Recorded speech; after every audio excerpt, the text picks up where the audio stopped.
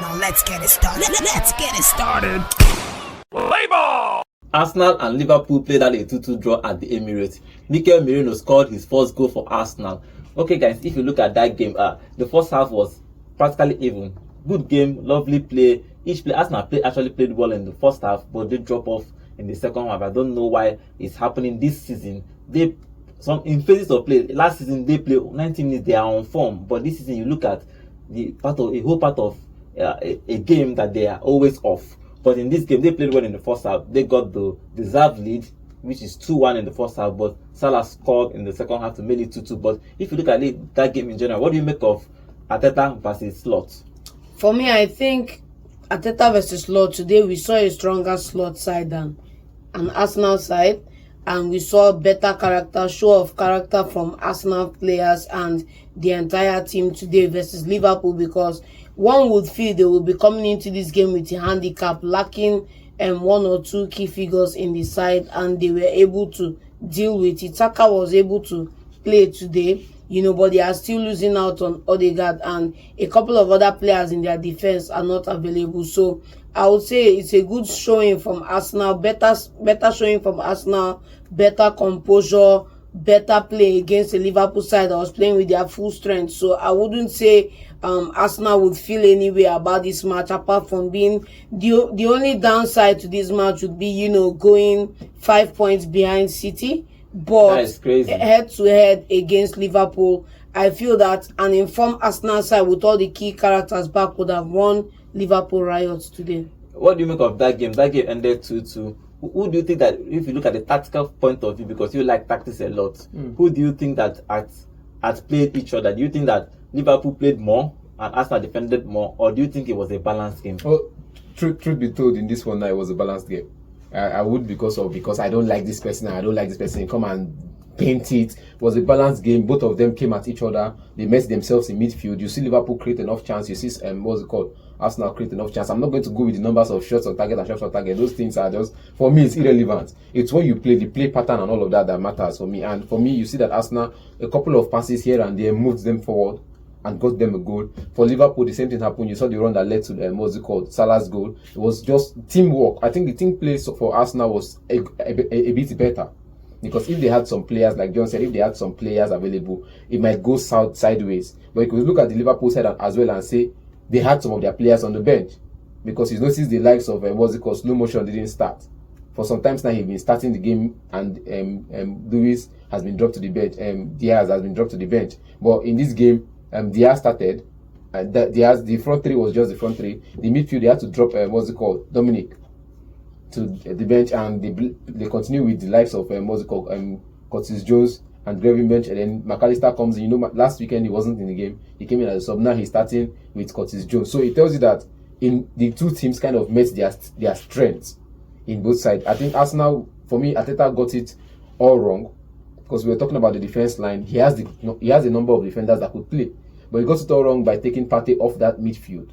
Because if Partey had been in that midfield, it would have been a different story. Probably have played better. Okay, let's talk about the first goal. Saka, the star boy, he scored that beautiful goal. He wanted to kill Robertson with that cutback. Robertson almost died, but he caught that ball and scored that first goal. How do you make of that goal? They have missed Saka for the past 2 games. The mistake is, if you go at the left footer and he cuts back, it's a problem.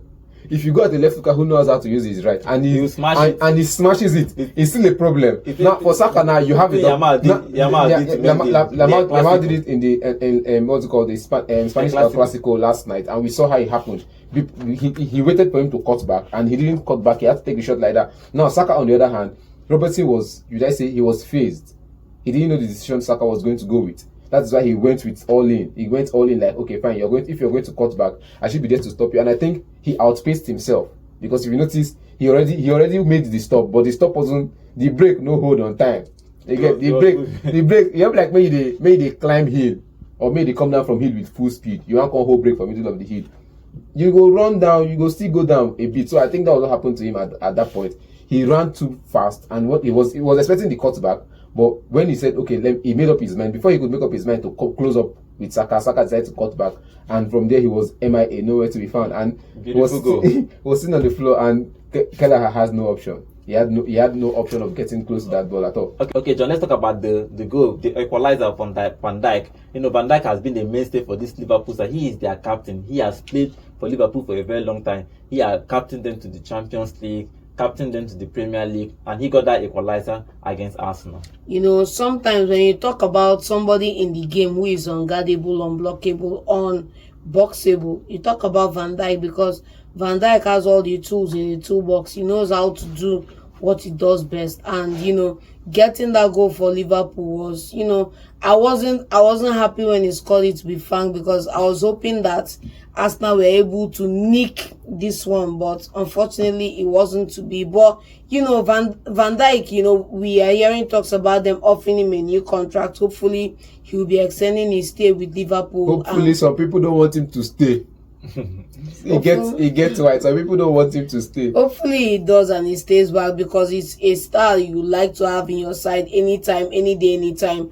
Van Dijk has been a long servant at the club, and I feel that he should keep on staying. The goal was fantastic, but for me, I feel like, you know, if he wasn't such a physical presence, maybe they would have been able to nick him off the ball. Okay, the equalizer came at the almost the end of the first half. Moreno scored his first goal for Arsenal. It was a lovely cross from Rice. Rice actually crossed that ball and he tapped in that ball inside the net. Now, what do you make of Moreno? Moreno in this game, he started with Rice in the midfield because Partey had to drop with right back because of injuries. We are going to talk about those injuries before the end of the show. But how did he play? Apart from the goal, do you think that Moreno played very well? Did he give a good account of himself in this game? If you notice some here and there, some lapses he made, but it was a good game for him. Coming into the Premier League, coming off the bench, starting the game for Arsenal where they needed you to start. You show your character, you show your excellence in midfield. I know he's a midfield maestro. He knows how to hold on to the ball. He's good with the build-up play, and I think he held on to the ball most of the time. He did his work around the midfield and around the attacking areas. In the final third, I think it was the second most passes in the final third, ahead of even Trossard. He had more passes in the final third than Trossard and Kai Havertz. You could see that him going forward is a midfielder that when he goes forward, he adds to the Arsenal attack. And when he's in the midfield, he balances the team. That's just what everybody wants. Somebody that could change the tweak. When you're looking at a tactical change in your bench, and you bring in someone like Mikel Moreno, he changes the tactic of the team, and everybody adapts with it. Because it's not just you're changing it and nobody adapts with it. Whenever you change it, the whole team can still adapt with the tweak. And I think for them in this game, they were balanced on the ball. They had more of the ball, and for him, it was a good game for him. John, what do you make of this Arsenal tactics? Dropping, you talk about injuries. I like what Arteta said in his press conference, that injuries are no excuses. He has to make with what he has. That he plays Partey as right back. What do you make of that setup? Do you think that he should be playing Partey as right back?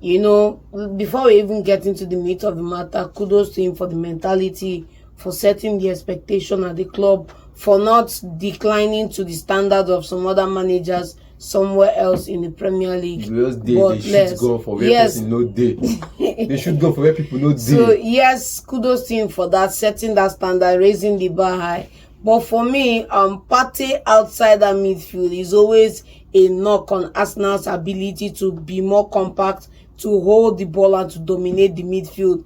And there's no two ways about it. He was missed in the midfield, but he was still cutting in and trying to do some of the job. But I feel like I just don't know. I wish Arsenal had somebody who could come in as a credible young lad from the youth setup that can come in and play that right back position and fill in that place, so that Partey just maintains that midfield, because there were several occasions that Partey would have closed down a lot of those threats, like Liverpool getting the opportunity to score the second goal, Liverpool getting the opportunity to still pressure Arsenal towards the closing part of the game, would not have happened with Partey in that midfield. He can go sideways, but I feel like Saka is more of a better player when he played alongside Ben White. Like, they communicate telepathically. If you look at Saka's goal, it was all thanks to Ben White. You get the pass, he saw his run, he spotted the run, and he sent that pass forward. Now you look at it that if Partey was playing in that position, he doesn't have that communication with Saka. His communication is with the rest of the midfield. That's why whenever he's with the ball, he's always looking for Declan Rice, or he's looking for Moreno, or he's looking for Trossard, or he's maybe looking up to send the ball across field. to maybe Martinelli. Even if he finds Saka, actually he finds Saka away from the midfield, but it's easier for him to find Saka from the midfield yes, than from the right yes, back. And I think for him now, Ben White, even from centre half, still found a way to find Saka. So I think Ben White should just stick to the right back position. I think he was the best right back in the Premier League last season, bar injury to Reece James, because for me, Reece James is just the best Premier League right back in the Premier League. We can agree to disagree. He has to stay fit for personally. We can agree for last season, Ben White was just that person. Was the best right back. Though after being converted to the right back position, he was the best right back in the Premier League last season. So I'm not going to take away that one from him now. But I think he's supposed to be in that right back position. Why Partey stays in midfield? There was a QA who was supposed to start. If QA has started, because you said this during the break, if QA has started, who will you look up in the bench and say is coming in defense? And you saw that this guy picked up a knock again. What was it called? Gabriel. Gabriel picked up a knock, and during the process, QA was brought in. Now, Arsenal need to sort out what is wrong with them this season. Injuries. Else, what happened to the people that John is shooting at? What happened to them? Okay, the final play, Salah scoring that equalizer. Salah has been the mainstay, another mainstay for Liverpool since Klopp took over this club. He brought in Salah and he has broken records upon records. Today he has scored against Arsenal again. Arsenal was one of his favorite opponents. He scored again. That lovely play from Nunes, and that pass to him, and just tapping into an empty net. Salah's favorite opponent is Manchester United. I think there's no other player. Arsenal is one of their favorites. He's one of the favorites. He scored against the both. He's one of the favorites, but there's nobody that has scored more goal against Manchester United than Mohamed Salah. You can check me out on that one. And Arsenal is one of those clubs there. But, I feel that Mohamed Salah would not have had the freedom and the levity to do what he did today in the game if Partey was in midfield. And when we talk about injuries and people not being available, Arsenal, if you recruit wisely into the under-17s, into the under-19s, you can get top talent before they become top talent into the setup, and they can come into the team. And we saw that a couple of seasons ago with Chelsea doing some of the recruitments they are doing for the youth setup. And I wish Arsenal can take it another level further by looking out for young top talents they can bring in and give them this fielding, give them. Okay, now look at it. Now we talk about Salah and the run. Look at I think after the sub, we also a tactical change for Liverpool. You saw the switch between him, Dominic Szoboszlai, and Trent. The pass between the two of them connected to Darwin Núñez up front, and you could see Salah dashing into those spaces. If Arsenal had their credible defenders, it's not about Thomas Partey. Now Thomas Partey played in right back last season, and Arsenal still got results. If there were credible defenders in that side, if Kyo was not sleeping on his man, he could have been there to block the tackle. He could have been there to make a tackle. Perhaps he might get a penalty for it, or perhaps he might get the ball. But he was sleeping on his man. He didn't know when the run happened. He didn't know when the run of play happened, that he was lost in action. If Kyo was not sleeping on his man, Darwin Núñez would not have made that run against Lewis Kelly, and he would have at least be on Salah, because now this person is on this person, though he is outspaced, but you need to be on the person he is going to be giving the possible pass to. And when Salah got that ball, it was like the only person. He had freedom of space and enough of time to even cut back, but he just took the shot one touch. For me, I'm even at a loss as to why Arsenal, with the likes of Kieran Tierney and Zinchenko and all these guys, are making do for super talent in terms of people playing on that left fullback position. Tierney is still injured. Tierney is injured, but at least, but you have brought us Zinchenko at least. I don't know why he didn't bring in. You're looking at a Liverpool side that plays attack. You want to defend. You're not holding on to the ball for long. Kelly they defend. Kelly doesn't defend. In last match, I when I did a profiling on Lewis Kelly, I think because of match fitness, Zinchenko just came back from injury. He was just on the bench last game. When I look at Kelly's, he can play as a midfielder, as a DM, and he can play in left back.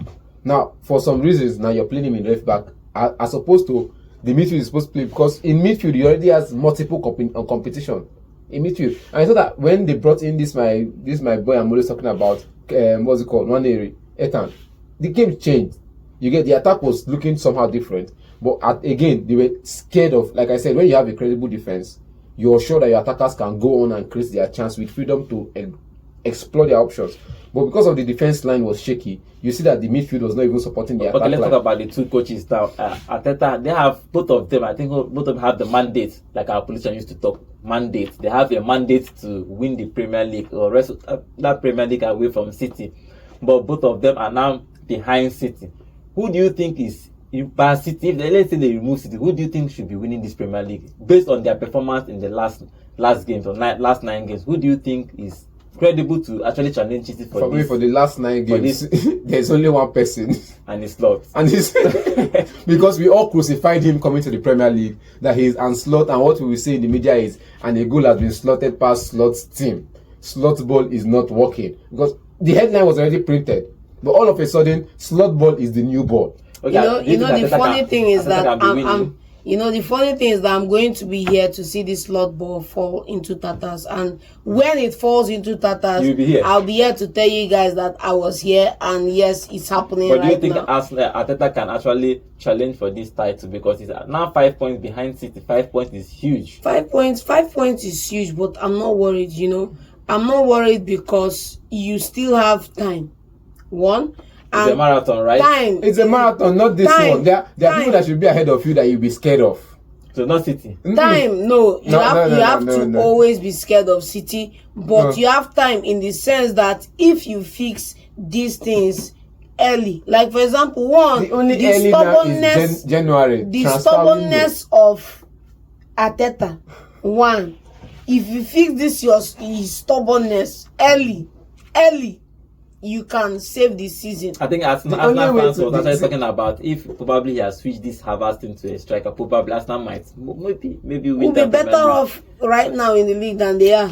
Okay, let's see what Slot and Arteta will be doing in the Premier League this season. Remember, everybody is trying to wrestle that league away from City. Pep is a problem for everybody. He's trying to do 5 in a row, the first in the history in the Premier League. If he achieves that, it's going to be good for him. But Slot and Arteta, they are fighting. Arteta have tried to win this league for the past 2 seasons. He has almost close winning it last season, but City are always going to pity. But Slot is new in this Premier League and he's trying to win it in the first try. Let's see what both of them is going to be doing if they can actually try and win this league this season.